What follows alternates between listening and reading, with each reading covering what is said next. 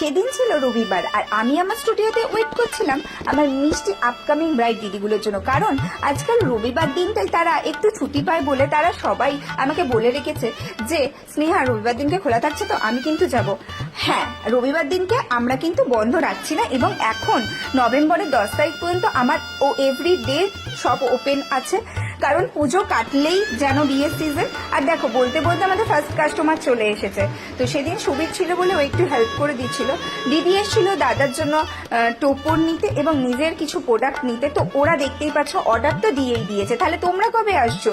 দেখো, বেশি দেরি করো না, তাহলে কিন্তু ভালো প্রোডাক্টগুলো আর করে দিতে পারবো না। বলতে বলতে এসে গেছে সেদিনকে আমাদের সেকেন্ড যে কাস্টমার ছিল।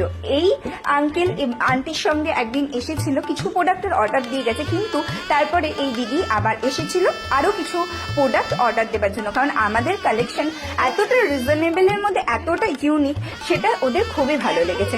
সেজন্য আবারও ওরা চলে এসেছে কিছু প্রোডাক্টের অর্ডার দেওয়ার জন্য।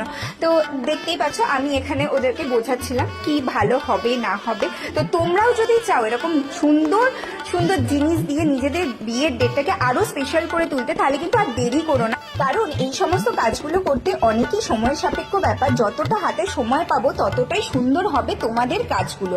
সেজন্য আর দেরি নয়, তাড়াতাড়ি চলে আসতে হবে স্নেহাস আর্ট ওয়ার্ল্ড বিবাহ সম্মান।